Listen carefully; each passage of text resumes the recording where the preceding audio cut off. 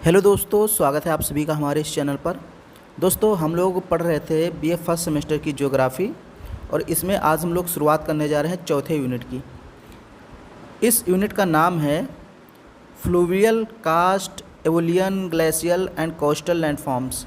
Landforms का मतलब होता है भू आकृति। अब ये देखिए, इसका अगर हम हिंदी में देखें तो फ्लूवियल का मतलब होता है नदियों द्वारा निर्मित भू आकृतियाँ। नदियाँ कौन कौन सी आकृति बनाती हैं इसके बारे में पढ़ना है। जैसे विसर्प पढ़ेंगे, वी आकार की घाटी और गोखुर झील, ये सारी चीज़ें हैं। फिर कास्ट द्वारा निर्मित भू आकृतियों का मतलब है चूना पत्थर। अब चूना पत्थर के क्षेत्रों में जल द्वारा बनी आकृतियाँ होती हैं। जैसे जब नदी जो है अंदर से बहती है, ज़मीन के अंदर से बहती है तो बहुत सारी आकृतियाँ बनती है। या फिर जैसे जब पानी रिस जाता है, रिस का नीचे पहुंचता है तो बहुत सारी आकृतियाँ बनती हैं, उसके बारे में पढ़ना है। फिर एवोलियन का मतलब होता है हवा द्वारा, एयर के द्वारा बहुत सारी आकृतियाँ बनती हैं, उनके बारे में पढ़ना है। ग्लेशियल का मतलब हिमनद, यानी जो ग्लेशियर होता है उसके द्वारा बहुत सारी आकृतियाँ बनती हैं। और तटीय भू आकृतियाँ यानी समुद्री लहरों द्वारा तट पर बनी हुई आकृतियों के बारे में हम लोग को पढ़ना है। तो ये जो 5 तरीके हैं आकृतियों बनने के, इनके बारे में हम लोग को डिटेल में पढ़ना है और मैं आपको चित्र भी दिखाऊंगा एक एक। तो चलिए हम लोग आज से शुरुआत कर रहे हैं और आज हम लोग पढ़ेंगे फ्लूवियल भू आकृतियाँ, यानी नदियों द्वारा निर्मित भू आकृतियों के बारे में हम लोग पढ़ेंगे। सबसे पहले हम देखते हैं भू आकृतियाँ होती क्या हैं। स्थलखंड के छोटे एवं मध्यम आकार के भूखंड को स्थलाकृति या भू आकृति कहते हैं। स्थलखंड के छोटे एवं मध्यम आकार के भूखंड को स्थलाकृति कहते हैं, इसी को भू आकृति कहते हैं। और जब अनेक प्रकार की भू आकृतियाँ मिल जाती हैं तो उसको भूदृश्य कहते हैं। बस इतना ही जानना है आपको, और ये भी चीज़ें आप चाहें तो पढ़ सकते हैं। परिवर्तनशील स्थल के भौगोलिक स्वरूप को जानना अति आवश्यक है ताकि इसे संतुलित किए बिना एवं भविष्य की संभावनाओं को कम किए बिना इसका प्रभावी रूप से उपयोग किया जा सके। स्थलाकृतियों के अध्ययन द्वारा उनके आकार, पदार्थों एवं क्रियाओं का अवलोकन किया जाता है जिनसे यह स्थलाकृति निर्मित होती है। तो अब हम लोग चलते हैं नदियों द्वारा निर्मित आकृतियों के बारे में पढ़ने।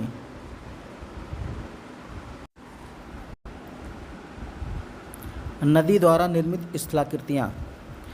भूतल के अपर्दन एवं समतल स्थापन में नदियों का अत्यधिक महत्व है। भूतल का मतलब भूमि का तल यानी ज़मीन, इसके अपर्दन और अपर्दन अपक्षय क्या है मैंने आपको बताया था। अपक्षय का मतलब होता है चट्टानों का एक ही जगह पे टूट के बिखर जाना, और अपर्दन में क्या होता है, चट्टानें टूटती हैं और एक स्थान से दूसरे स्थान पर जाती हैं।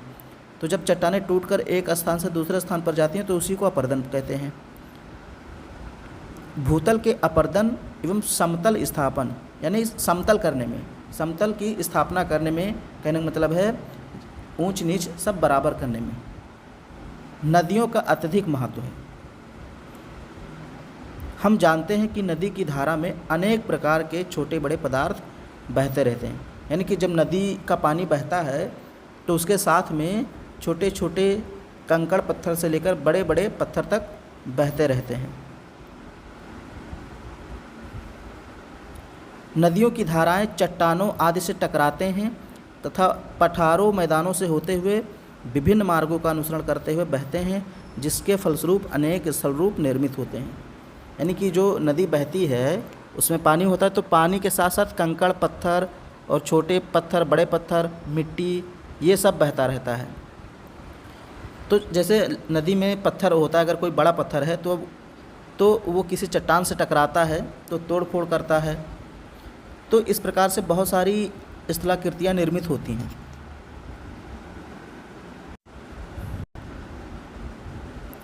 नदियाँ अपर्दन और निक्षेपण दोनों क्रियाओं द्वारा विभिन्न नवीन स्थलाकृतियों का निर्माण करती हैं। नदियों द्वारा निर्मित स्थलाकृतियाँ निम्नलिखित हैं। अब यहाँ एक वर्ड आया है निक्षेपण। निक्षेपण का मतलब होता है किसी भी पदार्थ को एक जगह पे जमा कर देना। जैसे नदियाँ अपने साथ में कंकड़ पत्थर मिट्टी लाती हैं, उसको अगर एक जगह जमा कर दें, इकट्ठा कर दें, तो उसी को निक्षेपण कहते हैं। अब देखते हैं नदियों द्वारा कौन कौन सी स्थलाकृतियाँ बनती हैं, फिर एक एक को हम लोग डिटेल में पढ़ेंगे और चित्रों के माध्यम से समझेंगे। अब यहाँ हम देखते हैं, ये इधर की जो है ये अपरदन के द्वारा निर्मित स्थलाकृतियाँ हैं और इस साइड में निक्षेपण के द्वारा। जैसे वी आकार की घाटी, अब इसमें गार्ज कैनियन, ये आकार के आधार पर बट जाता है। गार्ज भी वी आकार की घाटी होती है, कैनियन भी वी आकार की घाटी होती है, बस थोड़ा सा आकार और कुछ विशेषताओं के आधार पे अलग अलग हो जाता है। फिर जलप्रपात के बारे में पढ़ेंगे, ये भी अपरदन के स्वरूप नदियों द्वारा निर्मित है। क्षिप्रिका, ये भी जलप्रपात का छोटा रूप है, जलप्रपात जैसा ही होता है। नदी विसर्प या इसको मियांडर बोलते हैं। और संरचनात्मक सोपान, फिर नदी वेदिका, संप्राय मैदान, इसी को पेनीप्लेन कहते हैं, गोखुर झील, ये सब नदी के अपरदन द्वारा निर्मित होती हैं। अब निक्षेपण के द्वारा कौन कौन सी आकृतियाँ निर्मित होती हैं, जैसे यानी कि जब मिट्टी और अवसाद जो भी नदी अपने साथ मिलाती हैं उसको एक जगह जमा कर देती हैं, तो जलोढ़ पंख का निर्माण होता है, जलोढ़ शंकु का निर्माण होता है, प्राकृतिक तटबंध का निर्माण होता है, बाढ़ के मैदान का निर्माण होता है, डेल्टा का निर्माण होता है, नदी द्वीप का निर्माण होता है। तो अब इसको हम लोग एक एक करके डिटेल में पढ़ेंगे। ये सब स्थलाकृतियाँ नदियों द्वारा निर्मित होती हैं। सबसे पहले हम लोग वी आकार की घाटी पढ़ते हैं, इसी को गार्ज एवं कैनियन में बांट देते हैं आगे। वी आकार की घाटी का निर्माण नदियां अपने युवावस्था में पर्वतीय क्षेत्रों में लंबवत अपरदन के माध्यम से करती हैं। युवावस्था का मतलब है जब नदियां अपने मूल स्थान से निकलती हैं, जैसे गंगा गंगोत्री से निकलती है, यमुना यमुनोत्री से निकलती है, तो यानी कि जहाँ से निकलती हैं उसके आसपास के क्षेत्रों में वी आकार की घाटी का निर्माण करती हैं। उस समय युवा होती हैं, युवा मतलब बहुत एक प्रकार से वहाँ पे बहुत तेज़ बहती हैं। इस प्रक्रिया में दीवारों का ढाल तीव्र एवं उत्तल होता है। नदियाँ कुछ इस प्रकार से निर्माण करती हैं घाटियों का। ऐसे मान लीजिए ये दोनों तरफ पर्वत पहाड़ है और बीच में नदी बह रही है ऐसे, तो ये वी आकार की घाटी हो जाती है। अभी मैं चित्र भी आपको दिखा दूंगा। तो दीवारों का जो ढाल होता है वो तीव्र होता है, उत्तल होता है। इन घाटियों में से एक और जहाँ क्षैतिज अपरदन होता है, वहीं दूसरी ओर आकार में वृद्धि के साथ साथ गहराई में भी वृद्धि होती जाती है। आकार के आधार पर वी आकार की घाटी को गार्ज एवं कैनियन में विभक्त किया जाता है। मैंने बताया था वी आकार की घाटी दो भागों में बट जाती है, गार्ज एवं कैनियन। अब इसमें अगर हम देखें तो गार्ज का निर्माण नदी द्वारा तीव्र गति से निम्न कटाव द्वारा होता है, यानी नदी बहुत तीव्र गति से बह रही है और कटाव बहुत धीरे धीरे कर रही है, तो गार्ज का निर्माण होगा। सामान्यतः अधिक गहरी एवं सकरी वी आकार की घाटी को गार्ज कहते हैं। मतलब ये क्या होती है, थोड़ी सी सकरी होती है, यानी इस टाइप से होती है। मान लीजिए दोनों तरफ पहाड़ है ऐसे और बीच में जो है नदी बह रही है।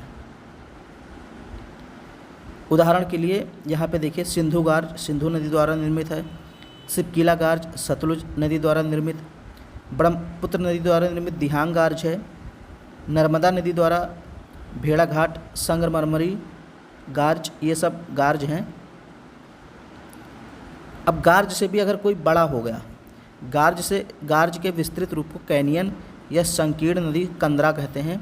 जैसे कोलोराडो नदी द्वारा निर्मित संयुक्त राज्य अमेरिका के एरिज़ोना प्रांत का ग्रैंड कैनियन विश्व प्रसिद्ध है। तो याद रखिए गार्ज के ही विस्तृत रूप को कैनियन कहते हैं और ये वी आकार की घाटी होती है। अब इसको आप चित्र के माध्यम से समझिए, तब समझ में आएगा। ये देखिए ये है वी आकार की घाटी, ये जो है नदियाँ निकली हैं, ये देखिए बीच में नदी बह रही है और ये पर्वतों को काट करके आगे बढ़ रही है। इस प्रकार से वी आकार बन गया है। इसको भी आप देख सकते हैं वी शेप्ड वैली, यही है वी आकार की घाटी। ये देखिए थोड़ा इस टाइप से बन गया है वी आकार। अब हम लोग जलप्रपात एवं क्षिप्रिका की बात करते हैं। इसको बोलते हैं वाटरफॉल जलप्रपात को, और क्षिप्रिका को बोलते हैं रैपिड। जब नदियों का जल अत्यधिक ऊंचाई से एवं वेग से गिरता है तो उसे जलप्रपात कहते हैं। जलप्रपात भी अभी दिखा दूंगा आपको क्या होता है, पहले समझिए, यानी कि अत्यधिक तेज़ी से गिरेगा जल और बहुत ऊंचाई से। ये मान लीजिए कोई पहाड़ है और यहाँ से ऐसे ऐसे जल गिर रहा है, तो इसे ही जलप्रपात बोलते हैं। गति बहुत तेज़ होती है, ऊंचाई ज़्यादा होता है। इस तरह की स्थिति उस समय बनती है जब नदी मार्ग में कठोर एवं मुलायम चट्टानों की परतों या क्षैतिज अवस्था में मिलती हैं या लंबवत। इस तरह की स्थिति तब बनती है जब नदी के मार्ग में कठोर या मुलायम चट्टानों की परतें मिलती हैं, वे या तो क्षैतिज अवस्था में मिलती हैं या तो लंबवत मिलती हैं। अब इसमें कुछ उदाहरण दिए हैं, जैसे एंजल जलप्रपात वेनेजुएला में है, ये विश्व का सबसे ऊंचा जलप्रपात है। एंजल जलप्रपात। नियाग्रा जलप्रपात उत्तरी अमेरिका तथा कनाडा में है। विक्टोरिया जलप्रपात जाम्बेजी नदी पर जिम्बाब्वे और जाम्बिया की सीमा पर स्थित है।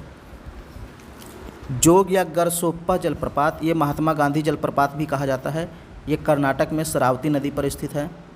धुआंधार जलप्रपात नर्मदा नदी मध्य प्रदेश में स्थित है। ये तो हो गया जलप्रपात। अब छिप्रिका क्या होता है इसको देख लेते हैं। जब नदियों का जल कम ऊंचाई से तथा क्रमबद्ध रूप से नीचे गिरता है तो छिप्रिका कहते हैं। मतलब ये जलप्रपात का छोटा रूप है, मतलब छिप्रिका ऐसे ऐसे बहता है। ऊंचाई कम होती है और बहुत धीरे धीरे, आपने देखा होगा पहाड़ों पे कहीं बहुत धीरे धीरे पानी गिरता रहता है, ढलान नुमा। वही चीज़ यहाँ लिखा है, ये देखिए, ये सोपानात्मक स्थलाकृति होती है। सोपानात्मक का मतलब ढलान नुमा होती है। छिप्रिका की स्थिति प्रायः प्रपात के नीचे या ऊपर होती है। ऐसे मान लीजिए छिप्रिका ऐसे ऐसे आ रही, पानी ऐसे ऐसे गिर रहा है, तो ये छिप्रिका है। लेकिन अब यहाँ से मान लीजिए पानी अचानक ऐसे गिरने लगा, तो ये जलप्रपात हो गया।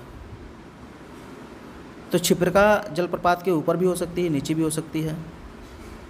स्वतंत्र रूप में भी छिप्रिका का विकास हो जाता है।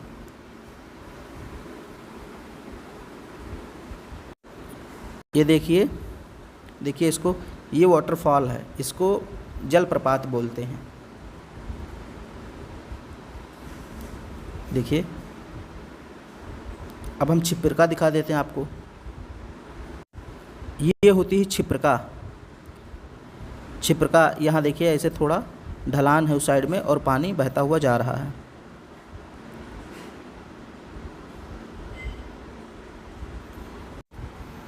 अब हम लोग जलोढ़ पंख की बात करते हैं। इसको एलुवियल फैंस बोलते हैं। फैंस का मतलब पंखा।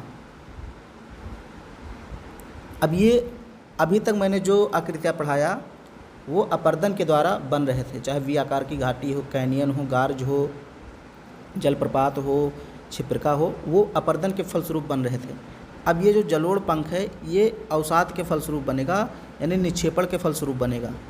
जब नदियाँ एक जगह पर अवसाद जमा करेंगी, यानी कूड़ा कचड़ा, मिट्टी, ईंट, पत्थर, कंकड़, इन सबको जब जमा कर देती एक जगह, तो उससे जो है जलोढ़ पंख निर्मित होता है। अब देखिए, पर्वतों से निकलने के बाद जब नदियाँ अपने साथ लाए अवसादों, अवसाद का मतलब वही हो गया मिट्टी, कंकड़, पत्थर, ईंट, ये सब अवसाद कहे जाते हैं। तो जब अपने साथ नदियाँ अवसादों को लाती हैं और मैदानी उद्गम स्थल अर्थात पर्वतीय क्षेत्रों जहाँ से नदी मैदान में प्रवेश करती है, इस प्रकार निक्षेपित करती है कि पंखनुमा संरचना का निर्माण होता है, तो इसे ही जलोढ़ पंख कहते हैं। अभी मैं समझा दूंगा। जलोढ़ पंखों के जमाव से ही गिरिपद मैदानों या तराई प्रदेशों का निर्माण होता है।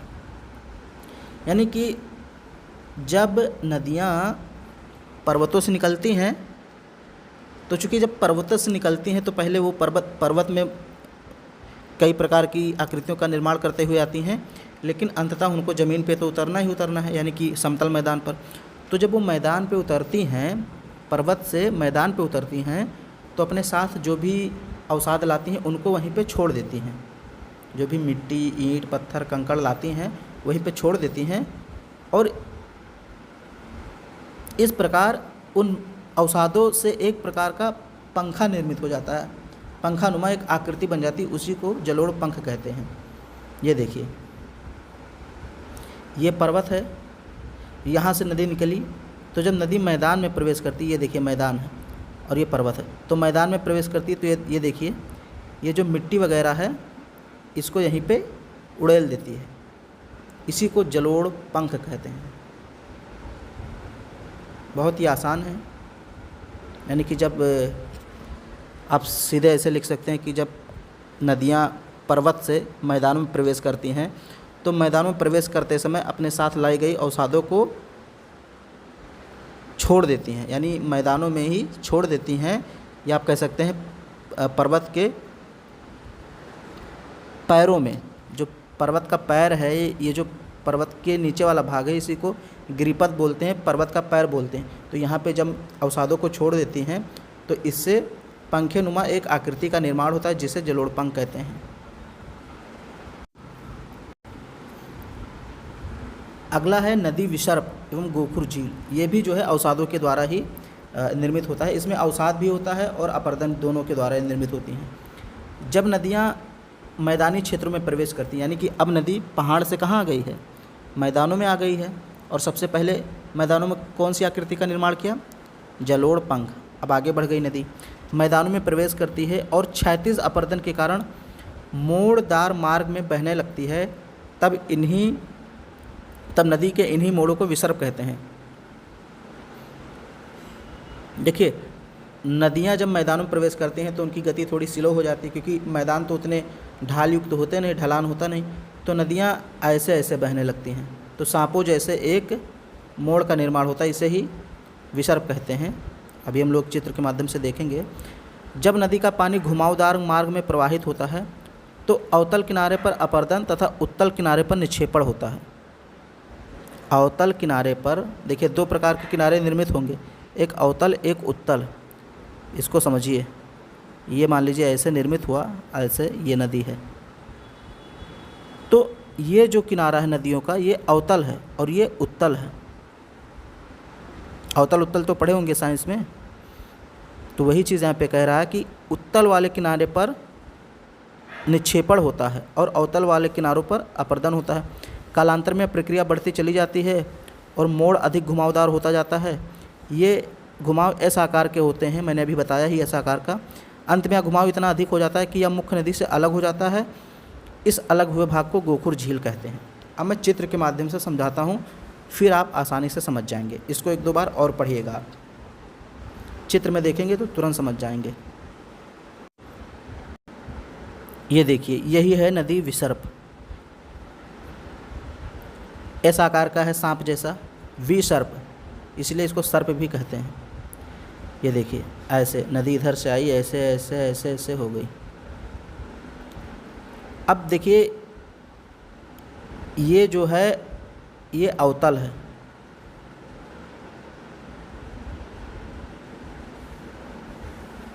ये इसका अवतल हो गया।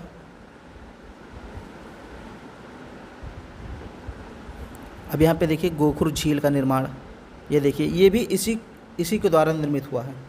गोखुर झील है, पहले विसर्प में ही जुड़ा था। देखिए ऐसे होता है, थोड़ा इसको समझ लीजिए। मान लीजिए ये नदी अभी इधर से बह रही, ऐसे ऐसे ऐसे बह रही, हरी वाली लाइन देखिए। अब होता क्या है, ये नदी मान लीजिए ऐसे ऐसे करके ऐसे बह जाए, रेड वाला आप देखिए थोड़ा सा, नदी जब ऐसे बहने लगती है ऐसे, तो ये वाला जो पार्ट है ये कट गया, यही गोखुर झील बन जाता है। गोखुर का मतलब जो गाय का पैर होता है, खुर होता है, उसी के जैसा निर्मित हो जाता है, इसलिए इसको गोखुर झील कहते हैं। विसर्प यानी इसको इंग्लिश में मियांडर बोलते हैं, आंशिक रूप से निक्षेप एवं अधिकांश रूप से क्षैतिज एवं लंबवत अपरदन का परिणाम होता है। तो यानी निक्षेपण और अपरदन दोनों इसमें होता रहता है। तो आई होप आप समझ गए होंगे।